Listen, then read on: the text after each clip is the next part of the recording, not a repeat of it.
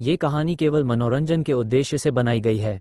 इसमें वर्णित सभी पात्र, स्थान, घटनाएं और परिस्थितियां पूरी तरह से लेखक की कल्पना मात्र हैं। इनका किसी भी वास्तविक व्यक्ति, स्थान, घटना या संस्था से कोई संबंध नहीं है। यदि कोई समानता संयोगवश प्रतीत होती है तो इसे मात्र एक संयोग समझा जाए। इस चैनल पर प्रस्तुत सभी कहानियां काल्पनिक या फिक्शन आधारित होती हैं। कृपया इन्हें केवल एक मनोरंजन सामग्री के रूप में लें और वास्तविकता से जोड़ने का प्रयास न करें। धन्यवाद। अध्याय 361, 72वें दिन के संबंध विच्छेद परिणाम। रोल्स रॉयस के 5% शेयर, जिससे मैं रोल्स रॉयस का 5वां सबसे बड़ा शेयरधारक बन गया। क्या रोल्स रॉयस के शेयर? अर्जुन कपूर इस बार के इनाम को देखकर हैरान रह गया। जब भी लोग लग्जरी बिजनेस कारों की बात करते हैं तो सबसे पहले रोल्स रॉयस का नाम सामने आता है, लेकिन उसने कभी नहीं सोचा था कि आज उसे सिस्टम से रोल्स रॉयस के शेयर मिल जाएंगे। रोल्स रॉयस की मार्केट वैल्यू। इस बारे में सोचते हुए अर्जुन कपूर ने इंटरनेट पर रोल्स रॉयस की बाजार कीमत खोजी। जब उसने रोल्स रॉयस के शिखर मूल्यांकन को देखा तो वह और भी आश्चर्यचकित हो गया। रोल्स रॉयस का उच्चतम बाजार मूल्य 300 अरब से अधिक था। उसके अनुसार रोल्स रॉयस ग्रुप में अर्जुन कपूर के 5% शेयरों की कीमत 100 अरब से अधिक हो सकती है। अब भले ही रोल्स रॉयस अपनी उच्चतम स्थिति में न हो, फिर भी इसकी कुल बाजार कीमत 200 अरब से अधिक है। इस हिसाब से अर्जुन कपूर के 5% शेयर की कीमत 10 अरब रुपये से अधिक हो जाती है। यह अब तक का सबसे बड़ा इनाम है। अब वह न केवल इंडियन ग्रैंड होटल्स ग्रुप का अध्यक्ष था, बल्कि रोल्स रॉयस के 5वें सबसे बड़े शेयरधारक का भी दर्जा प्राप्त कर चुका था। System upgrade. बड़े इनाम की तैयारी। सिस्टम अपग्रेड के बाद इनाम और भी अच्छे होते जा रहे हैं। अर्जुन कपूर ने धीरे से बुदबुदाया। अब वह और भी उत्सुक था कि सिस्टम के चौथे और 5वें स्तर पर अपग्रेड होने के बाद उसे कितने बड़े इनाम मिलेंगे। अगर यह सिलसिला जारी रहा तो जल्द ही मैं भारत का सबसे अमीर व्यक्ति ही नहीं, बल्कि दुनिया का सबसे अमीर व्यक्ति बन जाऊंगा। एक सफल सुबह। सुबह के कुछ ही घंटों में अर्जुन कपूर ने अपना मिशन पूरा किया। वायुगति रेसकोर्स को नंबर 1 रेसकोर्स बना दिया। इंडियन ग्रैंड होटल्स ग्रुप का पूर्ण नियंत्रण हासिल कर लिया। रोल्स रॉयस का 5वां सबसे बड़ा शेयरधारक बन गया। आज का दिन वाकई शानदार रहा। दोपहर के भोजन के बाद अर्जुन कपूर पूरी संतुष्टि के साथ वायुगति रेसकोर्स वापस आ गया। रेस प्रतियोगिता का दूसरा दिन। दोपहर में वायुगति रेसकोर्स में रेस प्रतियोगिता जारी रही। प्रतियोगिता 2 दिनों तक चलने वाली थी और अंतिम विजेता पॉइंट सिस्टम के आधार पर तय किया जाएगा। क्योंकि इनाम राशि 1.5 अरब रुपये थी, इसलिए अर्जुन कपूर इसे सिर्फ एक ही दौड़ में खत्म नहीं करना चाहता था। इस अवसर का लाभ उठाकर वह वायुगति रेसकोर्स की लोकप्रियता को और भी बढ़ाना चाहता था। अचानक आया वीडियो कॉल। दोपहर 2 बजे जब अर्जुन कपूर अपने ऑफिस में आराम कर रहा था, तब अचानक एक वीडियो कॉल आया।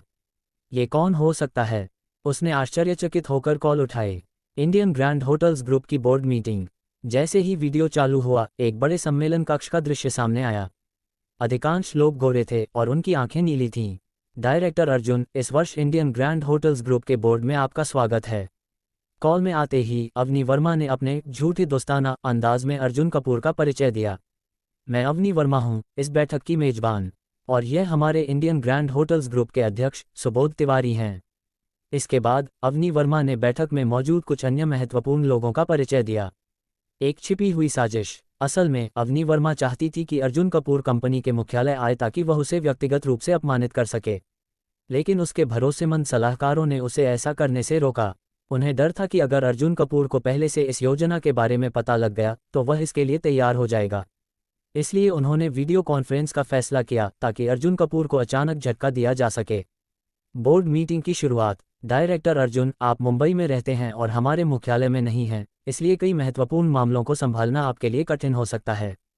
क्या आप निर्णय लेने का अधिकार मुझे सौंपना चाहेंगे? अवनी वर्मा ने पहले शिष्टता दिखाई, फिर हमला करने की तैयारी करने लगी। अर्जुन कपूर का सीधा जवाब, नहीं, मैं नहीं चाहता। अर्जुन कपूर ने बिना किसी झिझक के जवाब दिया। उद्धरण चिन्ह ... उद्धरण चिन्ह। अवनी वर्मा का चेहरा एक पल के लिए जम गया। अवनी वर्मा की धमकी। डायरेक्टर अर्जुन, मैं आपको सोचने की सलाह देती हूँ।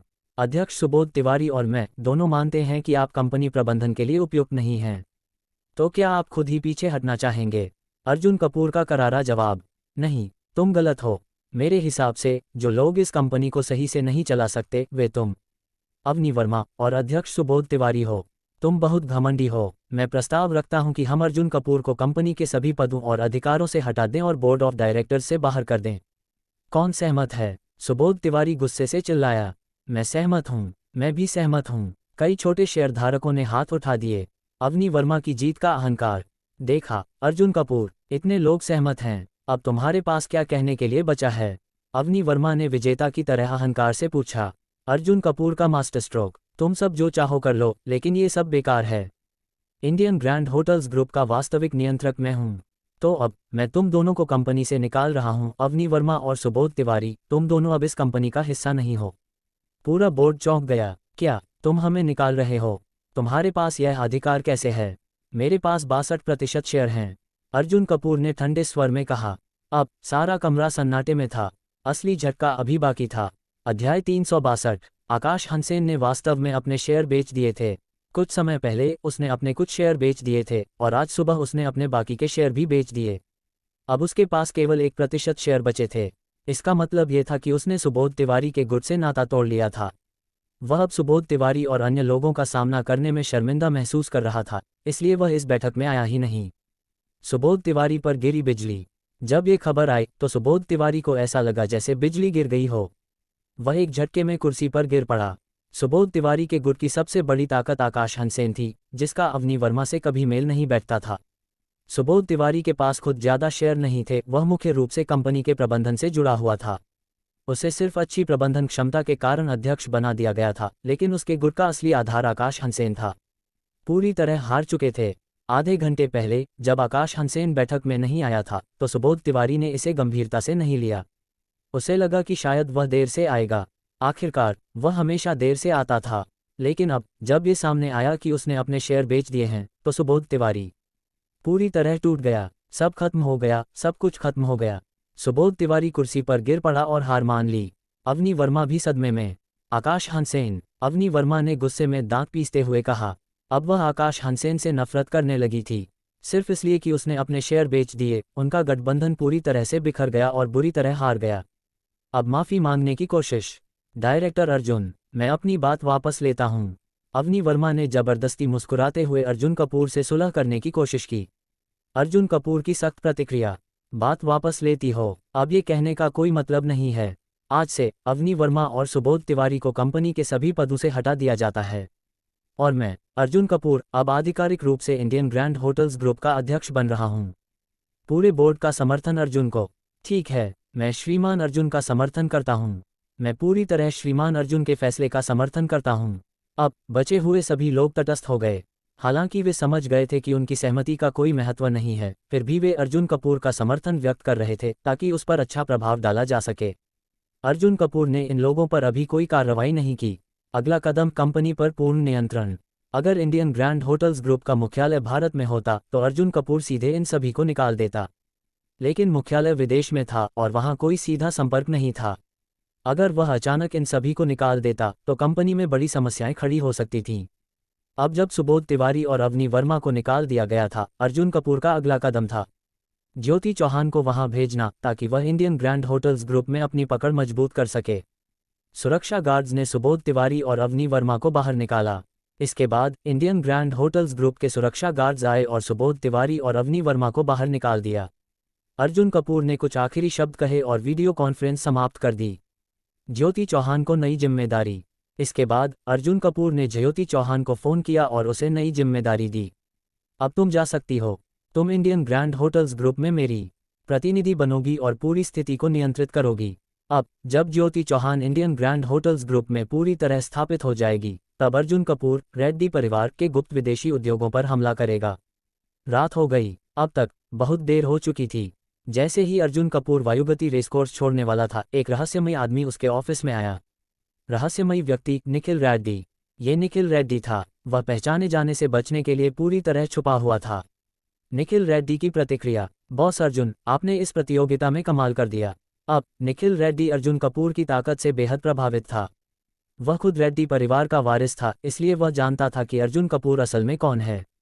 2 महीने पहले का अर्जुन।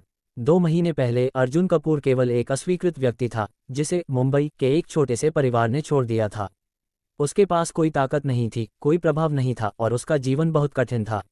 लेकिन अब सिर्फ 2 महीनों में अर्जुन कपूर इतनी ऊंचाई पर पहुंच गया था कि वह गोवा के सबसे बड़े व्यापारिक और सामाजिक समुदाय को हिला सकता था। रेड्डी परिवार पर संकट। अब रेड्डी परिवार और अर्जुन कपूर की टक्कर में रेड्डी परिवार के हारने की संभावना बहुत ज्यादा थी। अब अगर मैं रेड्डी परिवार के साथ डूब गया तो मेरी पूरी जिंदगी कर्ज में डूबी रहेगी। इसलिए निखिल रेड्डी ने फैसला किया कि अब वह अर्जुन कपूर का समर्थन करेगा और उसके लिए अंदरूनी जानकारी देगा। निखिल रेड्डी की विदाई। बॉस अर्जुन, मेरे पिता ने कल रात फ़ोन किया था और कहा कि मुझे हैदराबाद लौटना होगा। मेरी फ्लाइट कल सुबह है। अर्जुन कपूर का जवाब, ठीक है, शायद मैं भी कल या परसों हैदराबाद आऊँगा। निखिल रेड्डी चला गया। शर्मा परिवार के भोज में अर्जुन कपूर की उपस्थिति। शाम को अर्जुन कपूर शर्मा परिवार के भोज में शामिल हुआ। अब अर्जुन कपूर ने पूरी तरह से इंडियन ग्रैंड होटल्स ग्रुप का नियंत्रण हासिल कर लिया था। इसलिए उसने शर्मा परिवार को वह होटल निर्माण प्रोजेक्ट सौंप दिया जिसे पहले शर्मा परिवार लेना चाहता था। शर्मा परिवार की सच्चाई और समर्थन। इस दौरान अर्जुन कपूर ने शर्मा परिवार की वास्तविक निष्ठा को स्पष्ट रूप से देखा। अब जब शर्मा परिवार को यह बड़ा व्यापारिक सौदा मिल गया तो शर्मा परिवार के मुखिया ने संतोष की मुस्कान दी। शर्मा परिवार और अर्जुन कपूर का गठबंधन और मजबूत। श्रीमान अर्जुन और हमारा शर्मा परिवार हमेशा दोस्त रहेंगे। अगर श्रीमान अर्जुन को कभी मदद की जरूरत हो तो हमारा परिवार हमेशा उनके साथ खड़ा रहेगा। शर्मा परिवार के वरिष्ठ मुखिया ने खुद ये बात कही और इस तरह अर्जुन कपूर और उनका रिश्ता और मजबूत हो गया। हैदराबाद और रेड्डी परिवार की तैयारियां। जब अर्जुन कपूर शर्मा परिवार के साथ भोज का आनंद ले रहा था उसी समय हैदराबाद में रेड्डी परिवार बड़ी योजनाओं पर काम कर रहा था। अध्याय 363, रेड्डी परिवार की गुप्त योजना। रेड्डी परिवार की मुखिया, रेड्डी परिवार की वरिष्ठ महिला, ने परिवार के कई कोर सदस्यों को बुलाया ताकि अर्जुन कपूर से निपटने के लिए रणनीति बनाई जा सके। इससे पहले जब रेड्डी कैपिटल ग्रुप के दिवालिया होने की खबर आई थी तो रेड्डी परिवार के वरिष्ठ मुखिया को इतना गुस्सा आया था कि उन्हें कई दिनों तक अस्पताल में भर्ती रहना पड़ा। इस दौरान वह बस अपनी सेहत ठीक कर रहे थे, लेकिन जैसे ही वह 2 दिन पहले घर लौटे उन्होंने तुरंत अर्जुन कपूर से बदला लेने की योजना बनानी शुरू कर दी। इसके लिए उन्होंने कपूर परिवार के कई सदस्यों को भी बुलाया और अर्जुन कपूर के व्यक्तित्व, उसकी ताकत और उसकी कमजोरियों के बारे में जानकारी ली। एक पूरी रात की चर्चा के बाद रेड्डी परिवार ने एक नई और बेहद खतरनाक योजना तैयार की। अश्वगति रेसकोर्स में घुड़दौड़ की समाप्ति। समय तेजी से बीतता गया और नया दिन शुरू हुआ। अश्वगति रेसकोर्स में पूरे सुबह घुड़दौड़ का मुकाबला चलता रहा और आखिरकार यह प्रतियोगिता समाप्त हुई। अर्जुन कपूर ने विजेता को 1.5 अरब रुपये का पुरस्कार दिया। अर्जुन कपूर की जीत और अश्वगति रेसकोर्स की प्रसिद्धि। इतनी बड़ी पुरस्कार राशि और अनगिनत मीडिया रिपोर्टों के कारण अश्वगति रेसकोर्स पूरे गोवा में चर्चा का केंद्र बन गया। इससे अर्जुन कपूर के रेसकोर्स की लोकप्रियता और भी बढ़ गई और अब ये गोवा का नंबर 1 रेसकोर्स बन चुका था। आज की प्रणालीगत पुरस्कार। अर्जुन कपूर ने जैसे ही अपना काम पूरा किया, सिस्टम से आज की इनाम की सूचना आई। डिंग, संबंध विच्छेद के 73वें दिन। इनाम, जी एंटरटेनमेंट कंपनी के 13% शेयर। पहले ही अर्जुन कपूर के पास जी एंटरटेनमेंट के 33% शेयर थे और वह इस कंपनी का सबसे बड़ा शेयरधारक था। अब 13% और जुड़ने के बाद अर्जुन कपूर के पास अब कुल 46% हिस्सेदारी हो गई, जिससे वह कंपनी पर पूरी तरह नियंत्रण करने के बेहद करीब पहुंच गया। हैदराबाद वापसी। दोपहर में अर्जुन कपूर ने ईशा पटेल के साथ दोपहर का भोजन किया और फिर अपना सामान पैक कर हैदराबाद लौटने की तैयारी की। शाम को अर्जुन कपूर और ईशा पटेल हैदराबाद लौट आए। इस गोवा की यात्रा में अर्जुन कपूर ने न केवल बहुत मजे किए बल्कि उसने अपने व्यापारिक साम्राज्य को भी एक नई ऊंचाई पर पहुंचाया। हैदराबाद लौटने के बाद ईशा पटेल सबसे पहले हैदराबाद टेक ग्रुप के कार्यालय गई। आखिर वह कुछ दिनों से गायब थी और उसे देखना था कि कंपनी में सब कुछ सही चल रहा है या नहीं। वहीं अर्जुन कपूर ने भी अपनी संपत्तियों की जांच की। बाकी सब कुछ ठीक था, लेकिन अर्जुन कपूर के बारे में कुछ समस्या हुई थी। हालांकि हैदराबाद की सबसे बड़ी बॉस वैदेही देशमुख ने इस मामले को संभाल लिया था। अर्जुन कपूर का धन्यवाद। अर्जुन कपूर ने तुरंत वैदेही देशमुख को फ़ोन किया और उनका धन्यवाद किया। बॉस अर्जुन, क्या आप अपनी छुट्टियों से वापस आ गए? वैदेही देशमुख को यह जानकर आश्चर्य हुआ कि अर्जुन कपूर हैदराबाद लौट आया था। संयोग से मेरे पास भी एक महत्वपूर्ण मामला है जिसे मैं आपसे साझा करना चाहती हूँ। ठीक है, अर्जुन कपूर ने तुरंत हाँ कर दी और वैदेही देशमुख की हवेली की ओर रवाना हो गया।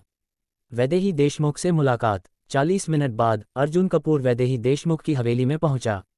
वहां वैदेही देशमुख ने खुद अर्जुन कपूर के लिए चाय बनाई।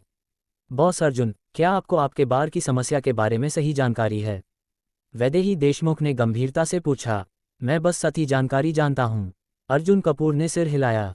बड़ी साजिश का खुलासा। यह मामला जितना ऊपर से आसान दिखता है उतना नहीं है। मेरी जांच के अनुसार इसके पीछे मयंक चौधरी का हाथ था, और मयंक चौधरी रेड्डी परिवार के वरिष्ठ मुखिया के सबसे करीबी दोस्तों में से एक है। वैदेही देशमुख के ये शब्द सुनकर अर्जुन कपूर का चेहरा ठंडा पड़ गया। युद्ध की तैयारी। अर्जुन कपूर ने वह दस्तावेज खोला जो वैदेही देशमुख ने उसे दिया था। उसमें मयंक चौधरी की पूरी जानकारी थी। तो ये बात है, अब अर्जुन कपूर जानता था कि रेड्डी परिवार जल्द ही हमला करने वाला है।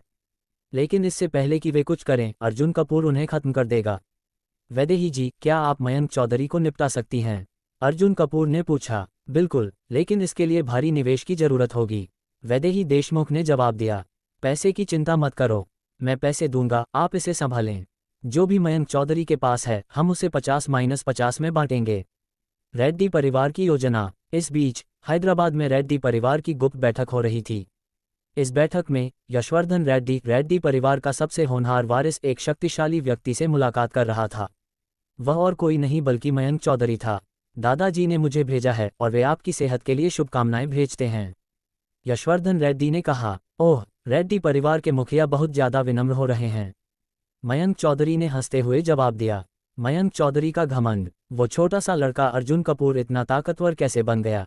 उसने आपके दादाजी को इतना गुस्सा दिलाया कि वह अस्पताल में चले गए। चिंता मत करो, मैं उसे छोड़ूंगा नहीं, मयंक चौधरी ने गर्व से कहा। धन्यवाद दादाजी, लेकिन अर्जुन कपूर के पीछे वैदेही देशमुख भी हैं। क्या वह आपके लिए कोई खतरा बन सकती हैं? यशवर्धन रेड्डी ने चिंता व्यक्त की। हा, पिछली बार मैंने सिर्फ उसे परखने की कोशिश की थी। अगर मैं वास्तव में हमला करूं तो वह महिला मेरा मुकाबला नहीं कर सकती। इस बार मैं अर्जुन कपूर और वैदेही देशमुख दोनों को एक साथ खत्म कर दूंगा। अर्जुन कपूर बनाम रेड्डी परिवार युद्ध शुरू। अब अर्जुन कपूर पूरी तरह से तैयार था। रेड्डी परिवार के लिए विनाश का समय आ चुका था। अध्याय 364, मयंक चौधरी की योजना और अर्जुन कपूर की तैयारी। जैसा कि हैदराबाद के सबसे प्रभावशाली व्यक्तियों में से एक मयंक चौधरी को अपनी ताकत पर पूरा भरोसा था। वह अर्जुन कपूर और वैदेही देशमुख जैसे युवा प्रतिद्वंद्वियों को ज्यादा तवज्जो नहीं देता था।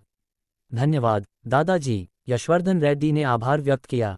इस मामले को मुझ पर छोड़ दो, बस मेरे अच्छे समाचार का इंतजार करो, मयंक चौधरी ने आश्वासन दिया। इसके बाद मयंक चौधरी ने अपने खास सहयोगियों को बुलाया और अर्जुन कपूर और वैदेही देशमुख के खिलाफ अपनी योजना पर अमल शुरू कर दिया।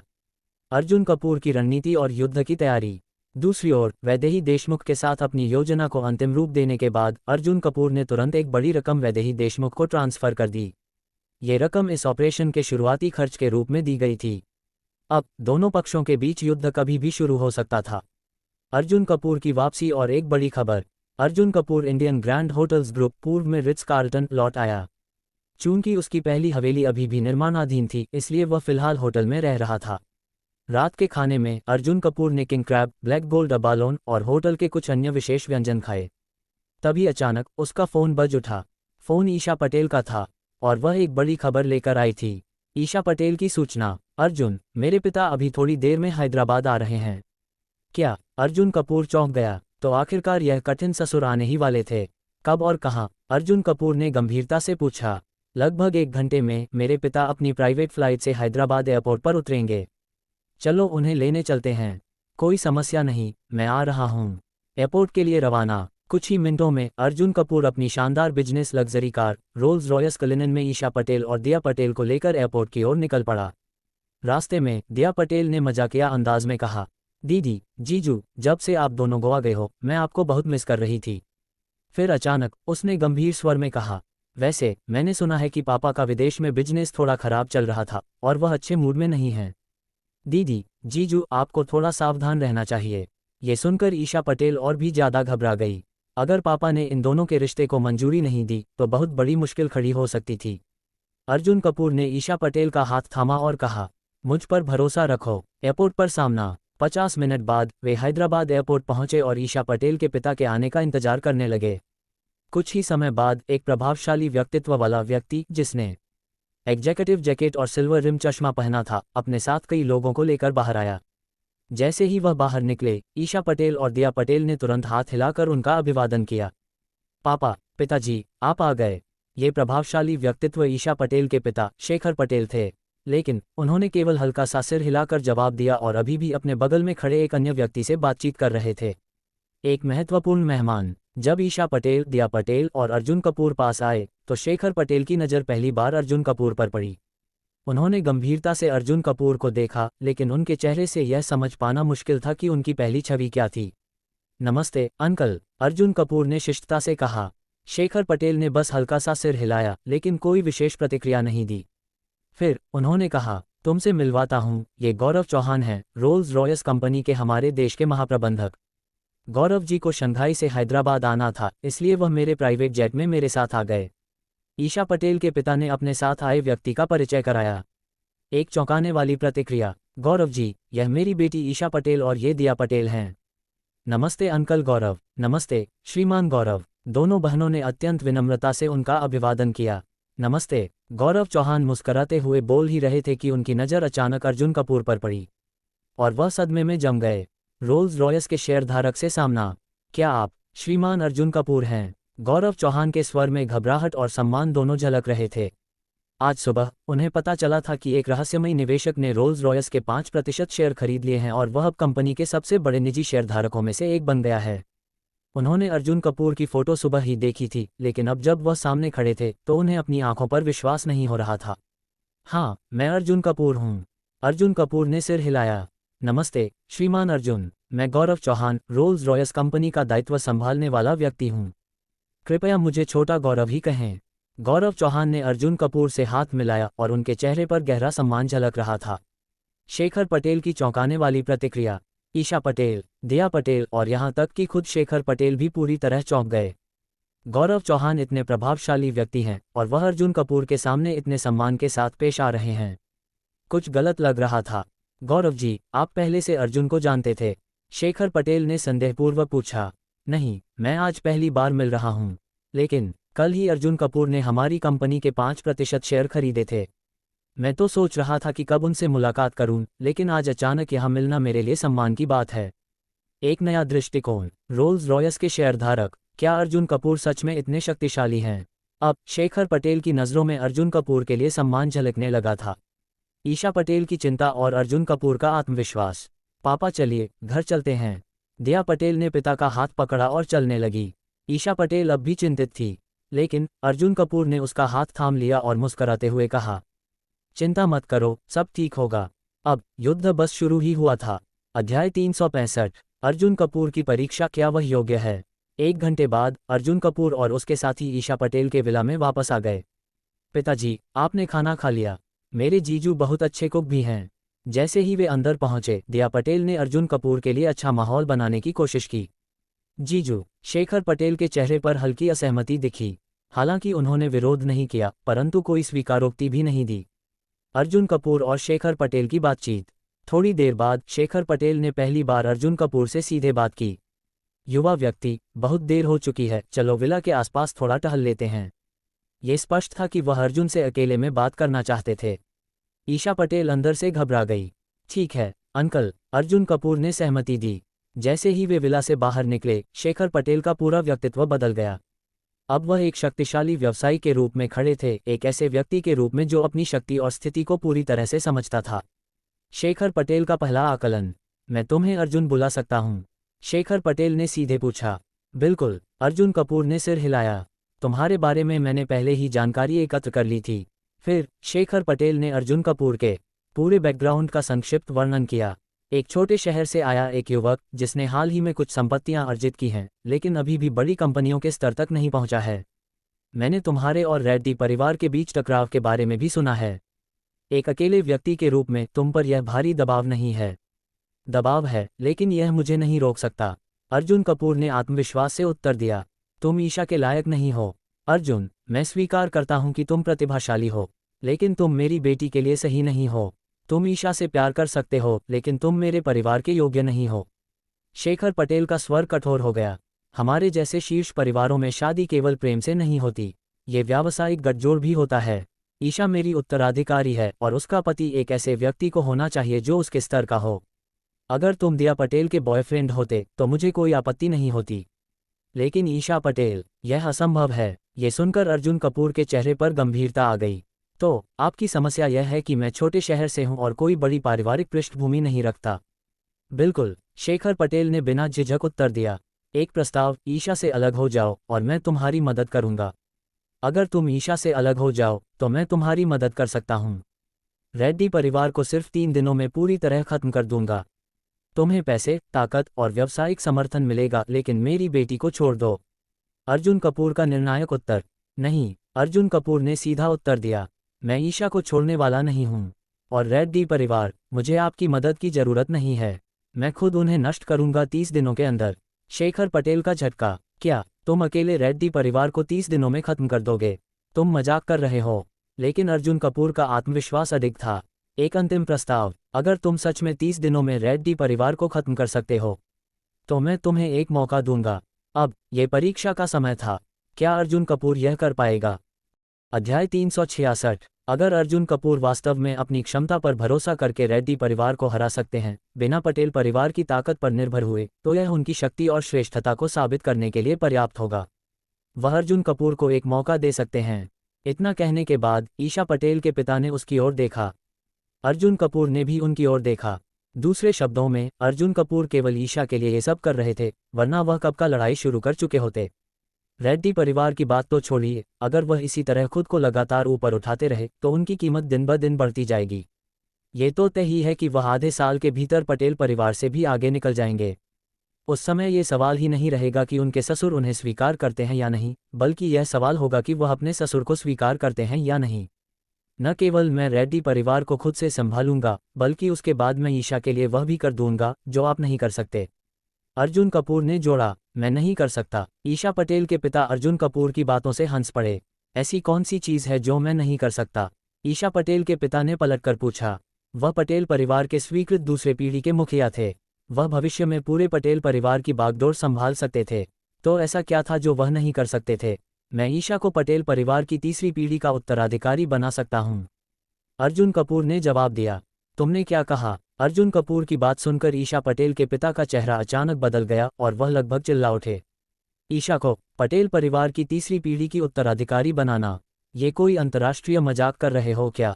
पटेल परिवार के अगले उत्तराधिकारी के रूप में अगर ईशा के पिता को किसी बात का सबसे ज्यादा अफसोस था और जिस पर वह सबसे ज्यादा असहाय महसूस करते थे, तो वह ईशा के उत्तराधिकार का मुद्दा था। उन्होंने पहले ईशा को प्रशिक्षित किया था, यह उम्मीद करते हुए कि वह उनके कुछ व्यवसायों को संभाल लें, लेकिन पूरे पटेल परिवार को नहीं। भविष्य में भले ही वह पटेल परिवार के मुखिया बन जाएं, फिर भी वह ईशा को तीसरी पीढ़ी की मुखिया नहीं बना सकते थे। कारण स्पष्ट था, पटेल परिवार का मुखिया बनने के लिए सिर्फ पिछले मुखिया की पसंद ही काफ़ी नहीं थी, बल्कि 80% से अधिक सीधे वंशजों की मान्यता भी जरूरी थी। पटेल परिवार लगभग 200 वर्षों से स्थापित था और इतने वर्षों में कभी भी कोई महिला मुखिया नहीं बनी थी। ईशा के पिता ने कई बार गुप्त रूप से प्रयास किया था कि क्या वह ईशा को पटेल परिवार की पहली महिला मुखिया बना सकते हैं, लेकिन परिणाम हमेशा असफलता ही रहा। यही कारण था कि पटेल परिवार में कुछ लोग ईशा को निशाना बनाने की हिम्मत करते थे, भले ही उनके पिता अगले मुखिया थे। पटेल परिवार में सभी को यह अच्छी तरह पता था कि जैसे ही ईशा के पिता अपने पद से हटेंगे, पूरा परिवार फिर से बाकी सदस्यों के नियंत्रण में आ जाएगा और ईशा को कभी भी तीसरी पीढ़ी की मुखिया बनने का मौका नहीं मिलेगा, कभी भी नहीं। जब अर्जुन कपूर ने कहा कि वह कुछ ऐसा कर सकते हैं जिसे करने में ईशा के पिता पूरी तरह असफल रहे, तो स्वाभाविक रूप से वह इस पर विश्वास नहीं कर सके। मैंने कहा, मैं ईशा को पटेल परिवार की भविष्य की मुखिया बना सकता हूँ। अर्जुन कपूर ने गर्व से उत्तर दिया। क्षण भर के लिए ईशा के पिता जड़ हो गए, जैसे कि वह पत्थर बन गए हों। युवक, मजाक भी एक हद तक करना चाहिए। ईशा के पिता ने अर्जुन कपूर को चेतावनी दी। अगर अर्जुन कपूर 30 दिनों के भीतर रेड्डी परिवार को गिरा सकते हैं तो इसकी 20 से 30% संभावना थी, लेकिन ईशा को भविष्य की मुखिया बनाने की संभावना तो 1000 में भी नहीं थी। नहीं, 10,000 में भी नहीं। मजाक? मैं कभी भी महत्वपूर्ण क्षणों में मजाक नहीं करता। अर्जुन कपूर ने गंभीरता से उत्तर दिया। ईशा के पिता अब भी अविश्वास से देख रहे थे।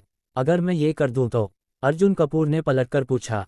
अगर तुम वास्तव में ईशा को पटेल परिवार की तीसरी पीढ़ी की उत्तराधिकारी बना सकते हो, तो छोड़ो तुम्हारा और ईशा का साथ रहना। अगर तुम चाहो तो मैं तुरंत दादा बनने के लिए भी तैयार हूँ।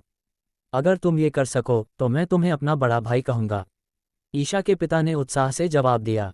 ठीक है, यह आपने कहा है श्रीमान पटेल। हमारी यह शर्त पक्की रही। अर्जुन कपूर ने मुस्कुराकर पिता पटेल की ओर देखा। अगर मैं ईशा को पटेल परिवार की तीसरी पीढ़ी की उत्तराधिकारी बना दूं, तो मैं आपको ससुर नहीं बल्कि बड़ा भाई कहूंगा और हम दोनों अपनी अपनी जिंदगी में स्वतंत्र रहेंगे। ठीक है। उनकी मूल योजना थी कि पहले रेड्डी परिवार को खत्म करें और फिर ईशा को पटेल परिवार की उत्तराधिकारी बनाएं। अब इसके जरिए वह अपने होने वाले ससुर को करारा तमाचा भी मार सकते थे और उन्हें अपना बड़ा भाई मानने पर मजबूर कर सकते थे। ये सोचकर ही उन्हें बेहद खुशी हो रही थी। क्षण भर के लिए अर्जुन कपूर की प्रेरणा और भी बढ़ गई। कोई समस्या नहीं, अगर तुम वाकई ऐसा कर सकते हो तो तुम पटेल परिवार में जो चाहो कर सकते हो। मैं तुम्हारे लिए पानी भी ला सकता हूँ। ईशा के पिता ने सिर हिलाया। अर्जुन कपूर, एक छोटे शहर का व्यक्ति, अगर वास्तव में ये कर सकता है तो वह खुशी खुशी उसे बड़ा भाई मान लेंगे, क्योंकि यह उनकी सबसे बड़ी असफलता और बेबसी थी, और अगर अर्जुन इसे हल कर सकता है तो वह इसके लिए तैयार थे। अर्जुन कपूर की मुस्कान और भी गहरी हो गई। अब बस इंतजार कीजिए, अगर वह सच में इसे कर दिखाए और ईशा के पिता के बड़े भाई बन गए तो उनकी और ईशा की पहचान कुछ अजीब हो जाएगी। लेकिन कोई बात नहीं, सबसे महत्वपूर्ण ये था कि वह अपने ससुर को करारा तमाचा मार सकें। दोनों की बातचीत खत्म होने के बाद वे विला में लौट आए। जब ईशा ने अपने पिता के गंभीर चेहरे को देखा तो उसका दिल धड़क उठा। ईशा ने दांत भींचे, अचानक आगे बढ़कर अर्जुन कपूर का हाथ पकड़ लिया और अपने पिता को दृढ़ता से देखते हुए कहा, पिता, चाहे आप सहमत हो या नहीं, मैं अर्जुन कपूर के साथ रहूंगी। अगर आप सहमत नहीं हुए तो मैं पटेल परिवार से अपना नाता तोड़ सकती हूँ। ईशा की बात सुनते ही पूरा माहौल एकदम शांत हो गया। उनके पिता का चेहरा अचानक बदल गया। उनकी बेटी इतनी प्रेम में पड़ चुकी थी कि वह उनके खिलाफ जाने तक को तैयार थी। उनका दिल टूट गया। ईशा, उत्तेजित मत हो, बात इतनी भी नहीं बिगड़ी है। अर्जुन कपूर ने ईशा को सांत्वना दी। हाँ, मैंने और अर्जुन ने पहले ही बात कर ली है। अगर वह खुद को साबित कर दे तो मैं तुम दोनों को स्वीकार कर लूंगा। ईशा के पिता ने भी अपनी बेटी को शांत किया। ईशा ने राहत की सांस ली। दिया पटेल भी ज्यादा चिंतित नहीं थी। दिया, मुझे विला के बाकी हिस्से दिखाओ। पिता पटेल को डर था कि उनकी बेटी कोई चरम कदम न उठा ले, इसलिए उन्होंने एक बहाना बनाया और अस्थायी रूप से बैठक कक्ष से बाहर निकल गए। पिता पटेल और दिया पटेल ऊपर चले गए और अब बैठक कक्ष में केवल अर्जुन कपूर और ईशा पटेल ही रह गए थे। आखिर तुम दोनों के बीच क्या बात हुई थी? ईशा पटेल ने अत्यधिक जिज्ञासा से अर्जुन कपूर से पूछा। इसमें छुपाने जैसा कुछ नहीं था, इसलिए अर्जुन कपूर ने ईशा के पिता के साथ हुई शर्त के बारे में सब कुछ बता दिया।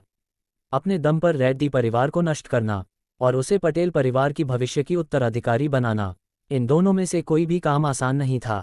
दूसरे वाले की तो बात ही छोड़ दो, वह तो आसमान पर चढ़ने जितना कठिन था, लेकिन पहला भी आसान नहीं था। ईशा पटेल गहरे विचारों में डूब गई। वह हमेशा सबसे बुरे परिणाम के लिए तैयार रहती थी। कुछ देर सोचने के बाद उसने अर्जुन कपूर की ओर देखा और कहा, अगर रेड्डी परिवार 30 दिनों में नष्ट नहीं होता तो भी कोई बात नहीं। मेरे पास एक खास तरीका है जिससे मैं अपने पिता और परिवार को हमारे रिश्ते के लिए सहमत कर सकती हूँ। ये कहते हुए ईशा पटेल के चेहरे पर हल्की लाली छा गई। अध्याय 367, मैं क्या कर सकता हूँ? अर्जुन कपूर को थोड़ी जिज्ञासा हुई। ईशा पटेल ने एक नज़र डाली और यह सुनिश्चित किया कि उसके पिता और बहन ऊपर नहीं थे। फिर वह हल्का सा शर्माए और धीरे से अर्जुन कपूर के कान में फुसफुसाए, हम कच्चे चावल को पका हुआ चावल बना देंगे। जब समय आएगा तब मेरे पिता चाहे न भी चाहें वह मना नहीं कर पाएंगे। अर्जुन कपूर स्तब्ध रह गए। ये तरीका वाकई अलग था। बस तुम्हें 1 महीने के भीतर गर्भवती होना पड़ेगा। ये काम थोड़ा मुश्किल है। तुम्हें अपनी सेहत का अच्छे से ध्यान रखना होगा। ये कहते हुए ईशा पटेल का चेहरा और भी लाल हो गया और उसने सिर झुका लिया। अर्जुन कपूर की ओर देखने की हिम्मत नहीं हुई। अर्जुन कपूर तुरंत समझ गए कि ईशा पटेल का क्या मतलब था। चिंता मत करो, मेरी सेहत बेहद अच्छी है। अर्जुन कपूर ने बिना किसी हिचक के जवाब दिया। बात थोड़ी अलग दिशा में जा रही है। ईशा, मुझ पर भरोसा रखो, मैं रेड्डी परिवार को 30 दिनों में नहीं 20 दिनों के भीतर ही खत्म कर दूंगा। अर्जुन कपूर ने कहा। सिस्टम पहले ही तीसरे स्तर पर अपग्रेड हो चुका था।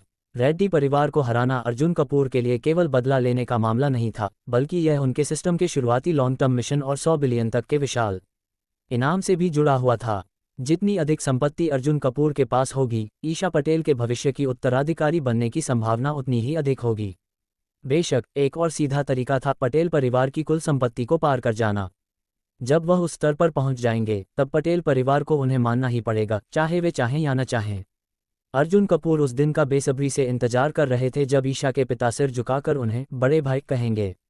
ठीक है, मैं तुम पर भरोसा करती हूँ और मैं तुम्हारी मदद करूंगी। ईशा पटेल ने सिर हिलाया, क्योंकि वह अर्जुन कपूर पर बिना शर्त भरोसा करती थी। पटेल परिवार की विला में कुछ समय और बिताने के बाद अर्जुन कपूर वहां से निकल गए।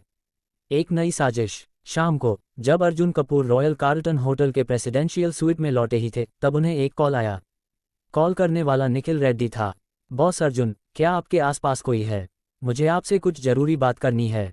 निखिल रेड्डी ने धीमी आवाज में पूछा। मैं अभी घर पर हूँ, बिल्कुल निजी माहौल है। जो भी कहना है कहो। अर्जुन कपूर ने सिर हिलाया। बॉस अर्जुन, मैंने रेड्डी परिवार की कल रात की गतिविधियों के बारे में पता लगा लिया है।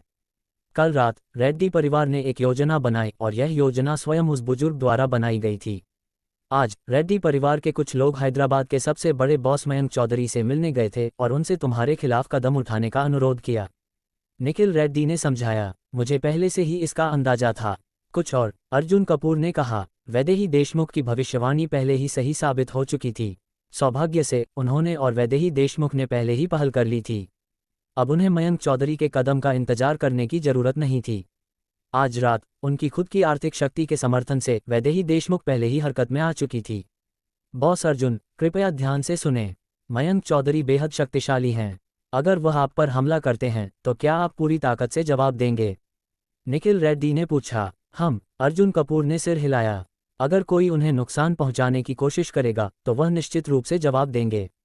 अगर ऐसा हुआ तो आप सामने पुल बनाना और पीछे से चुपचाप हमला करना नामक योजना में फंस सकते हैं। निखिल रेड्डी ने रेड्डी परिवार की असली योजना का खुलासा किया। दरअसल बुजुर्ग ने मयंक चौधरी को शामिल करने का कारण सिर्फ आपको भ्रमित करना था, ताकि आप अपना पूरा ध्यान मयंक चौधरी पर केंद्रित कर दें और रेड्डी परिवार की गतिविधियों को नज़रअंदाज कर दें। इस अवसर का फायदा उठाकर रेड्डी परिवार आपके हैदराबाद स्थित अन्य व्यवसायों को खत्म करने की कोशिश करेगा। इस बार रेड्डी परिवार एक और महत्वपूर्ण कंपनी रेड्डी कैपिटल ग्रुप का उपयोग करके एक गुप्त व्यापारिक उद्योग के साथ साझेदारी करेगा। ये सुनते ही अर्जुन कपूर पूरी तरह से स्थिति को समझ गए। पुराने रेड्डी का दिमाग वाकई बहुत चालाक था, लेकिन अब अर्जुन कपूर की चालाकी ने उसे मात दे दी थी। गोवा में निखिल रेड्डी को खरीदना सही फैसला था। अब निखिल रेड्डी अपने ही परिवार के खिलाफ काम कर रहे थे।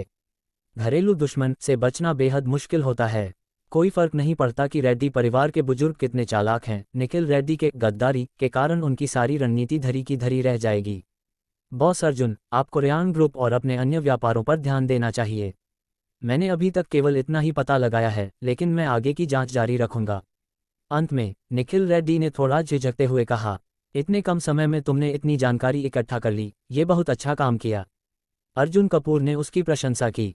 अच्छे से काम करो। जब रेड्डी परिवार का पतन होगा और उनके बाकी लोग सड़कों पर दर दर भटकेंगे, तब भी तुम एक अमीर आदमी रहोगे।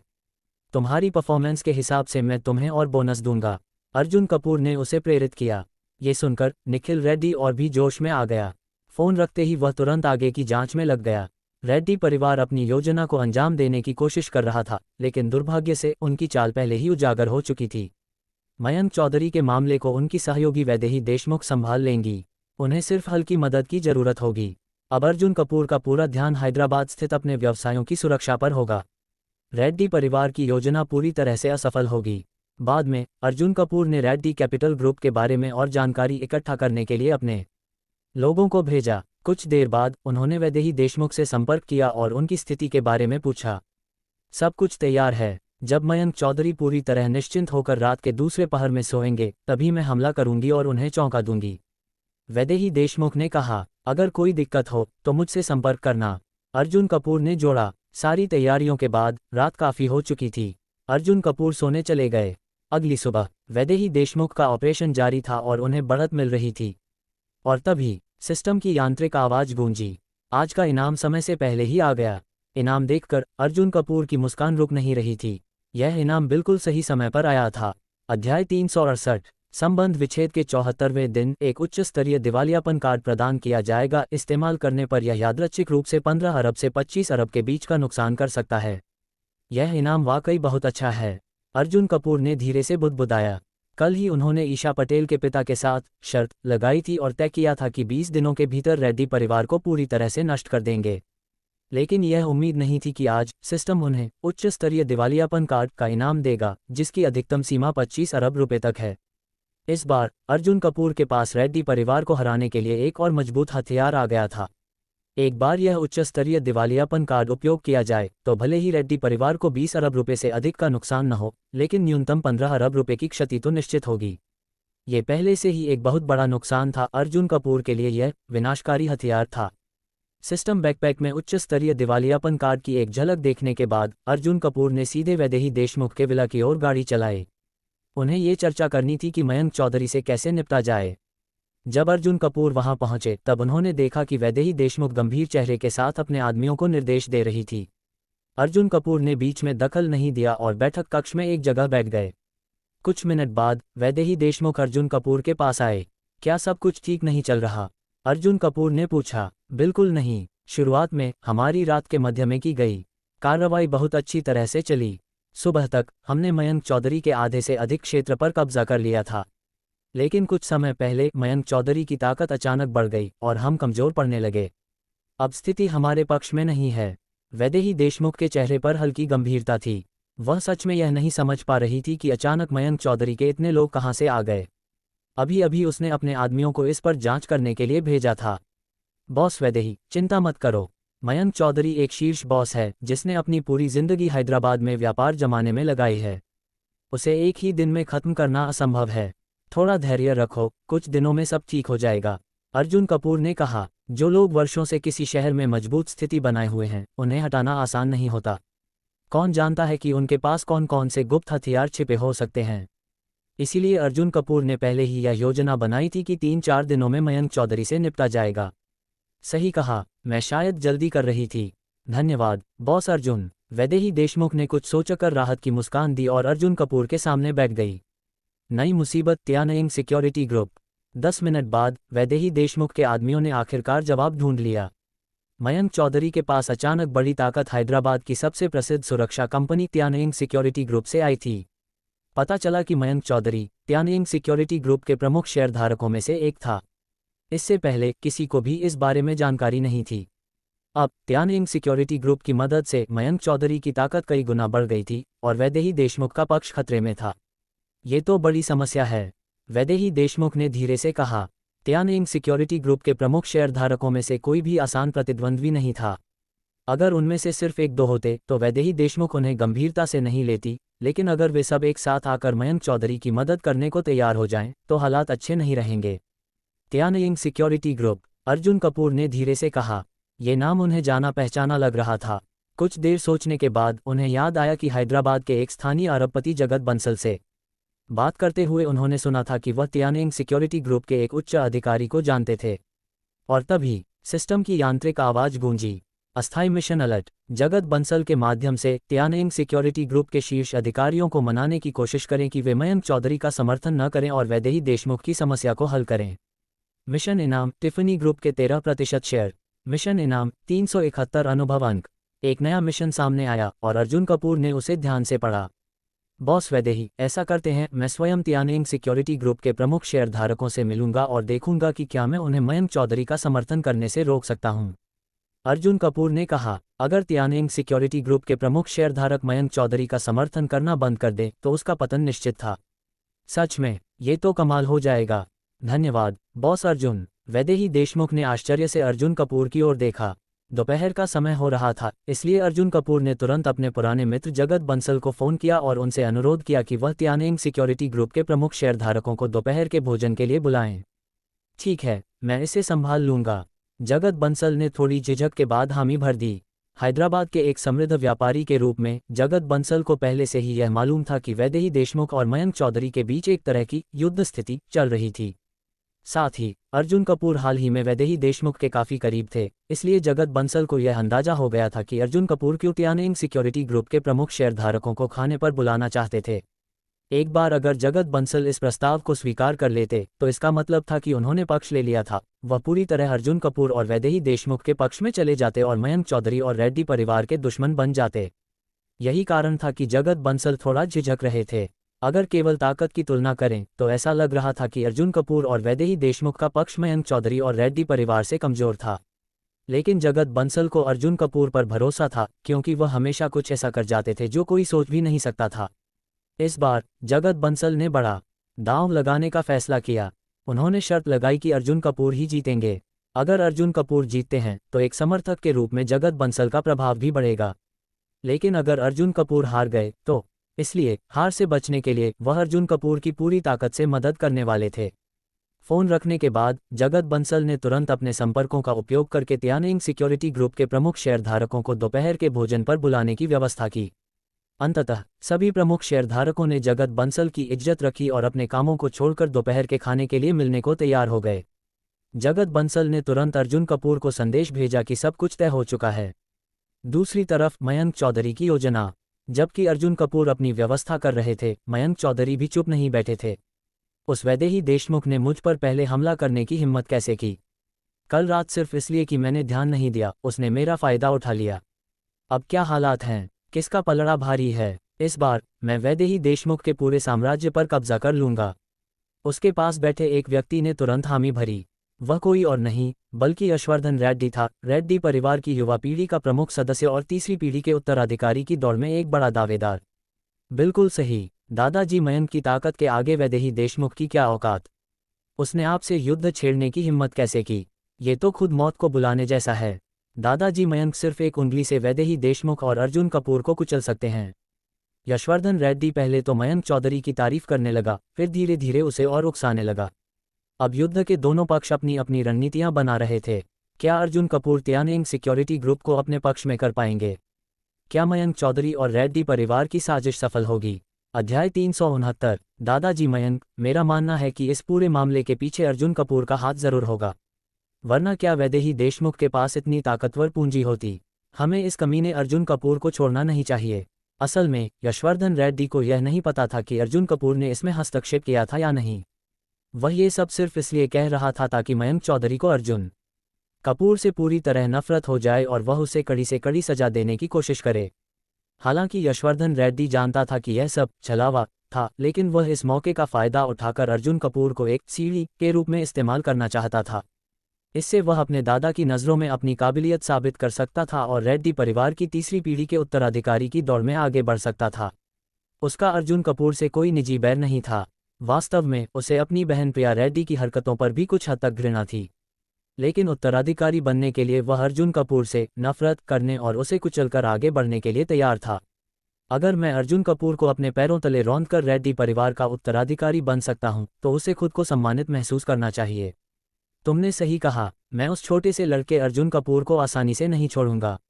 जिस तरह से वैदेही देशमुख का बुरा हाल होगा, उसका भी वैसा ही अंजाम होगा, मयंक चौधरी ने ठंडी आवाज में कहा। इसके बाद मयंक चौधरी ने तियानेंग सिक्योरिटी ग्रुप से और भी ज्यादा लोगों को बुलाने का आदेश दिया। जब तक तियानेंग सिक्योरिटी ग्रुप मेरे साथ है, तब तक मैं अजेय हूं। पास ही खड़ा यशवर्धन रेड्डी यह सब देखकर मन ही मन खुश हो गया। अर्जुन कपूर अब पूरी तरह बर्बाद हो चुका है। बैठक, तियानेंग सिक्योरिटी ग्रुप के शेयरधारकों से बातचीत। दोपहर के समय जगत बंसल और तियानेंग सिक्योरिटी ग्रुप के कुछ प्रमुख शेयरधारक हैदराबाद के एक उच्चस्तरीय रेस्तरां के एक निजी कमरे में मिले। सभी ने एक दूसरे का अभिवादन किया। हम मिस्टर प्रदीप सिन्हा कहाँ हैं? जगत बंसल ने इधर उधर देखा और पाया कि तियानेंग सिक्योरिटी ग्रुप के सबसे महत्वपूर्ण शेयरधारक और अध्यक्ष प्रदीप सिन्हा वहां नहीं थे। ये तो संभव नहीं है। प्रदीप सिन्हा सबसे महत्वपूर्ण व्यक्ति हैं। ओह, कंपनी में कुछ जरूरी काम था, इसलिए मिस्टर प्रदीप देर से आएंगे। हमें पहले खाना शुरू कर देना चाहिए। मयंक चौहान, तियानेंग सिक्योरिटी ग्रुप के दूसरे सबसे बड़े शेयरधारक ने जवाब दिया। जगत बंसल ने राहत की सांस ली। अच्छा हुआ कि प्रदीप सिन्हा बाद में तो आ रहे थे। कृपया बैठिए। इसके बाद सभी लोग बैठ गए। कुछ देर बाद अर्जुन कपूर वहां पहुंचे। मैं आप सभी का परिचय कराना चाहता हूं, यह मेरे बहुत अच्छे मित्र और एक अरबपति हैं, बॉस अर्जुन कपूर। जगत बंसल ने गंभीरता से अर्जुन कपूर का परिचय कराया। जब इन तियानेंग सिक्योरिटी ग्रुप के प्रमुख शेयरधारकों ने जाना कि अर्जुन कपूर इतनी कम उम्र में अरबपति हैं, तो उन्होंने खुद आगे बढ़कर उनका अभिवादन किया। मिस्टर अर्जुन वाकई प्रतिभाशाली व्यक्ति हैं। आप जैसे युवा और सफल व्यक्ति देश में शायद ही मिलें। कुछ लोग तो उनकी खुलकर तारीफ करने लगे, लेकिन सच कहा जाए तो इतनी कम उम्र में अरबपति बनना वास्तव में दुर्लभ था। अर्जुन कपूर का प्रस्ताव। मिस्टर अर्जुन, आप इस समय कौन सा व्यापार कर रहे हैं? मयंक चौहान ने जिज्ञासा से पूछा। अभी हाल ही में मैं आपकी तियानेंग सिक्योरिटी ग्रुप से लड़ाई कर रहा हूं। अर्जुन कपूर ने मुस्कुराते हुए सच कह दिया। जैसे ही उन्होंने ये कहा, तियानेंग सिक्योरिटी ग्रुप के प्रमुख शेयरधारकों का रवैया तुरंत बदल गया। मिस्टर अर्जुन, ये तो बहुत बड़ा मजाक हो गया। हमारी सिक्योरिटी ग्रुप आपके जैसे होनहार युवा के खिलाफ कार्रवाई क्यों करेगी? क्या इसमें कोई गलतफहमी नहीं हो सकती? कई लोगों ने ये कहते हुए स्थिति को हल्का करने की कोशिश की। दरअसल सीधे तौर पर यह नहीं कहा जा सकता कि मैं आपसे लड़ रहा हूं, बल्कि मेरे दोस्त आपके दोस्त के साथ युद्ध में हैं। अर्जुन कपूर ने स्थिति को स्पष्ट किया। मिस्टर अर्जुन का दोस्त कहीं वैदेही देशमुख तो नहीं? मयंक चौहान सबसे पहले समझ गए। बिल्कुल, अर्जुन कपूर ने सिर हिलाया। क्षण भर में कमरे में माहौल अजीब हो गया। मैंने आप सभी को यहाँ इसीलिए बुलाया है ताकि मैं आपसे यह अनुरोध कर सकूं कि आप मयंक चौधरी का समर्थन बंद करें और अपनी सिक्योरिटी ग्रुप की सेना को वापस बुलाएं। बिल्कुल, अगर आपको कोई शर्त रखनी हो तो आप बता सकते हैं। मैं आपको ऐसे ही कुछ करने के लिए नहीं कह रहा हूँ। सब कुछ बातचीत से हल किया जा सकता है, अर्जुन कपूर ने पूरी ईमानदारी के साथ कहा। लेकिन त्यानेंग सिक्योरिटी ग्रुप के शेयरधारक असमंजस में पड़ गए। मैं समझता हूं कि तुम बस एक दिवास्वप्न देख रहे हो। इससे पहले कि कोई और कुछ कहता, मयंक चौहान ने अचानक अर्जुन कपूर को फटकार दिया। हमारी त्यानेंग सिक्योरिटी ग्रुप न केवल अपनी सेना वापस नहीं बुलाएगी, बल्कि हम और भी ज़्यादा लोग भेजेंगे जब तक कि वैदेही देशमुख पूरी तरह से बर्बाद नहीं हो जाती। और तुम दोनों की हार निश्चित है। क्या तुम अकेले पूरे त्यानेंग सिक्योरिटी ग्रुप की ओर से बोल सकते हो? अर्जुन कपूर ने पलटकर जवाब दिया। अब बाकी प्रमुख शेयरधारकों पर सबकी नज़रें थीं। एक तरफ उनका पुराना साथी मयंक चौधरी था और दूसरी तरफ एक युवा अरबपति जिसकी संभावनाएं असीमित थीं। भाइयों, सोचिए, मयंक चौधरी ने हमेशा हमारा समर्थन किया है। हमें विश्वासघात नहीं करना चाहिए। मयंक चौहान ने सभी को समझाने की कोशिश की। धीरे धीरे त्यानेंग सिक्योरिटी ग्रुप के शेयरधारकों का झुकाव मयंक चौहान की तरफ होने लगा। अब मयंक चौहान ने घमंड से भरी मुस्कान के साथ अर्जुन कपूर की ओर देखा, हम त्यानेंग सिक्योरिटी ग्रुप में एकजुट हैं। तुम हमें खरीदने की कोशिश कर रहे हो। तुम होते कौन हो? लेकिन तभी प्राइवेट रूम का दरवाज़ा अचानक खुल गया। एक 40 वर्षीय व्यक्ति मुस्कुराते हुए अंदर आया। यह कोई और नहीं बल्कि त्यानेंग सिक्योरिटी ग्रुप के अध्यक्ष प्रदीप सिन्हा थे। मयंक चौहान को जैसे ही प्रदीप सिन्हा अंदर आते दिखे, उसकी खुशी और बढ़ गई। उसे पूरा भरोसा था कि अध्यक्ष निश्चित रूप से उसी का समर्थन करेंगे। जगत बंसल कुछ कहने ही वाले थे, ये देखने के लिए कि क्या वह प्रदीप सिन्हा को अर्जुन कपूर के पक्ष में मना सकते हैं। लेकिन इससे पहले कि वह कुछ बोल पाते, मयंक चौहान तेजी से दरवाजे की ओर बढ़े और झट से बोल पड़े। अध्यक्ष महोदय, आप आ गए। अभिवादन करने के बाद मयंक चौहान ने तुरंत प्रदीप सिन्हा को पूरा घटनाक्रम बता दिया। आपने बिल्कुल सही किया। मयंक चौधरी हमारी त्यानेंग सिक्योरिटी ग्रुप का हिस्सा है। हमें किसी भी हाल में। प्रदीप सिन्हा ने भी अपना कड़ा रुख व्यक्त किया। लेकिन प्रदीप सिन्हा अपनी बात पूरी भी नहीं कर पाए। जैसे ही उनकी नज़र बैठक कक्ष के पिछले हिस्से में बैठे अर्जुन कपूर पर पड़ी, उनका चेहरा अचानक बदल गया और बाकी के शब्द उनके गले में ही अटक गए। अध्याय 370। प्रदीप सिन्हा अपनी आंखों पर यकीन नहीं कर पा रहे थे। उन्होंने झट से अपनी आंखें मलते हुए फिर से निजी कक्ष में गहराई से देखा। लेकिन वहां वही शख्स बैठा था, एकदम शांत और स्थिर जैसे पानी। क्या आप ही मिस्टर अर्जुन हैं? प्रदीप सिन्हा ने उत्तेजित होकर पूछा।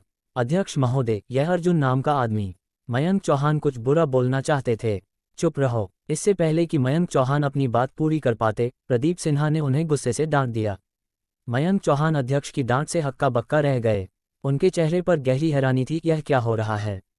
उनका अध्यक्ष हमेशा मुस्कुराने वाला, विनम्र और शांत स्वभाव का व्यक्ति था। उन्होंने कभी किसी पर गुस्सा नहीं किया था। तो आज अचानक ये बदलाव क्यों? सिर्फ मयंक चौहान ही नहीं, बल्कि कक्ष में मौजूद बाकी सभी लोग, चाहे वे त्यानेंग सिक्योरिटी ग्रुप के अन्य शेयरधारक हों या जगत बंसल, सब अवाक रह गए। अध्यक्ष महोदय, ऐसा क्यों कर रहे हैं? अर्जुन कपूर की असली पहचान का खुलासा। मयंक चौहान को डांटने के बाद प्रदीप सिन्हा तेजी से निजी कक्ष के अंदर आए और पूरी गर्मजोशी से अर्जुन कपूर से हाथ मिलाया। मिस्टर अर्जुन वाकई बहुत प्रभावशाली और असाधारण व्यक्तित्व के मालिक हैं। दूर से ही आपके तेजस्वी व्यक्तित्व ने मुझे चौंका दिया। जैसे ही उन्होंने बोलना शुरू किया, उन्होंने अर्जुन कपूर की इतनी ज़्यादा प्रशंसा कर दी कि ऐसा लगा मानो वह किसी महान हस्ती के सामने खड़े हों। ये देखकर मयंक चौहान और भी ज़्यादा हक्का बक्का रह गए। यह क्या हो रहा है? अध्यक्ष महोदय का रवैया इतनी जल्दी क्यों बदल गया? आखिर अर्जुन कपूर ऐसा कौन है? अब न सिर्फ मयंक चौहान बल्कि सभी शेयरधारक भी हैरान थे। यहाँ तक कि अर्जुन कपूर खुद भी हैरान रह गए। हम पहले कभी मिले भी नहीं, तो यह व्यक्ति इतनी ज़्यादा विनम्रता क्यों दिखा रहा है? क्या आप मुझे जानते हैं? अर्जुन कपूर ने सीधा पूछा। काफ़ी सोचने के बाद भी उन्हें याद नहीं आया कि उन्होंने प्रदीप सिन्हा को पहले कभी देखा था। परसों मैं गोवा के अश्वगति रेसकोर्स में था और वहां मैंने दूर से ही मिस्टर अर्जुन को देखा था। उस समय मिस्टर अर्जुन गोवा के सबसे प्रभावशाली लोगों के साथ हंसते बोलते नजर आए थे। आप वाकई बेहद प्रभावशाली और ऊर्जावान लग रहे थे। प्रदीप सिन्हा बेहद उत्साहित थे। गोवा। अब अर्जुन कपूर को धीरे धीरे याद आने लगा। जब वह गोवा में रेसकोर्स गए थे तो उस दिन वह शर्मा परिवार के मुखिया और कई अन्य टॉप हस्तियों के साथ मौजूद थे। वहीं प्रदीप सिन्हा आम मेहमानों की तरह दर्शक दीर्घा में बैठे थे। लेकिन अब जब उन्होंने उसी अर्जुन कपूर को अपने सामने देखा तो वह झट से उनका सम्मान करने के लिए आगे बढ़ गए। अब समझ आया। अर्जुन कपूर ने सिर हिलाया। नमस्ते अध्यक्ष महोदय। अर्जुन कपूर ने विनम्रता से जवाब दिया। मिस्टर अर्जुन, क्या मैं आपका संपर्क नंबर या वीचैट आईडी प्राप्त कर सकता हूं? प्रदीप सिन्हा ने बेहद आदरपूर्वक पूछा। वह किसी भी कीमत पर अर्जुन कपूर से दोस्ती करना चाहते थे। बिल्कुल, अर्जुन कपूर ने सिर हिलाया। जब उन्होंने अर्जुन कपूर का संपर्क विवरण प्राप्त कर लिया तो प्रदीप सिन्हा ने बार बार उनका धन्यवाद किया। वहीं ये सब देखकर मयंक चौहान का चेहरा बुझ गया। अध्यक्ष महोदय इतनी श्रद्धा से अर्जुन कपूर का सम्मान क्यों कर रहे हैं? अब उन्हें साफ समझ आ गया था, कुछ तो गड़बड़ हो चुकी है। बैठक का परिणाम। खैर अध्यक्ष महोदय, अब व्यापार की बात करते हैं, जगत बंसल ने कहा। पहले जब मयंक चौहान ने अर्जुन कपूर का प्रस्ताव ठुकरा दिया था तब जगत बंसल को चिंता हो रही थी, लेकिन अब जब प्रदीप सिन्हा ने खुद अर्जुन कपूर का सम्मान किया तो उन्हें यकीन हो गया कि अब चीजें बदल चुकी हैं। अच्छा बताए, मामला क्या है? प्रदीप सिन्हा ने तुरंत पूछा। जो कुछ अभी अभी मयंक चौहान ने कहा था, जगत बंसल ने उत्तर दिया। अब प्रदीप सिन्हा गंभीरता से सोचने लगे। मयंक चौहान की आखिरी कोशिश। अध्यक्ष महोदय, मयंक चौधरी हमारा ही आदमी है, हम उसे छोड़ नहीं सकते। मयंक चौहान ने कोशिश की, लेकिन इस बार प्रदीप सिन्हा ने उन्हें पूरी तरह नजरअंदाज कर दिया। मिस्टर अर्जुन, क्या वैदेही देशमुख वास्तव में आपकी अच्छी दोस्त हैं? प्रदीप सिन्हा ने सीधे पूछा। बिल्कुल, अर्जुन कपूर ने बिना हिचक के जवाब दिया। अब प्रदीप सिन्हा गहरे विचार में चले गए। पूरा कमरा शांत हो गया। सभी की नज़रें प्रदीप सिन्हा पर थीं। फिर उन्होंने गहरी सांस ली और घोषणा कर दी। मयंक चौधरी ने कंपनी की सुरक्षा टीम को बिना अनुमति इस्तेमाल किया। ये हमारी नीति का सीधा उल्लंघन है। अब त्यानइंग सिक्योरिटी ग्रुप के अध्यक्ष के रूप में मैं आदेश देता हूं कि हम अपनी सभी सुरक्षा टीमों को वापस बुला रहे हैं। अब आप सभी क्या सोचते हैं? प्रदीप सिन्हा ने अन्य प्रमुख शेयरधारकों से पूछा। अध्यक्ष महोदय सही कह रहे हैं, हमें मयंक चौधरी की हरकतों का समर्थन नहीं करना चाहिए। मुझे भी लगता है कि यह सही निर्णय है। अब शेयरधारकों ने भी अपने समर्थन की घोषणा कर दी। खत्म हो गया, मयंक चौहान ने धीरे से बुदबुदाया। अब जब अध्यक्ष और अन्य प्रमुख शेयरधारकों ने मयंक चौधरी का समर्थन बंद कर दिया तो उसे बचाने के लिए कुछ भी नहीं बचा था। मयंक चौधरी, तुमने जिस आदमी को नाराज किया है वह कोई साधारण आदमी नहीं था। मयंक चौहान निराश होकर बैठक कक्ष से बाहर चला गया। मिशन पूरा। जैसे ही प्रदीप सिन्हा ने आदेश जारी किया, अर्जुन कपूर के कानों में एक यांत्रिक आवाज गूंज उठी।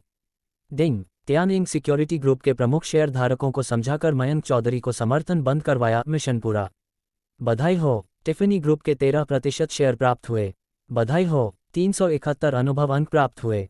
अब अर्जुन कपूर के पास टिफिनी ग्रुप के 81% शेयर थे।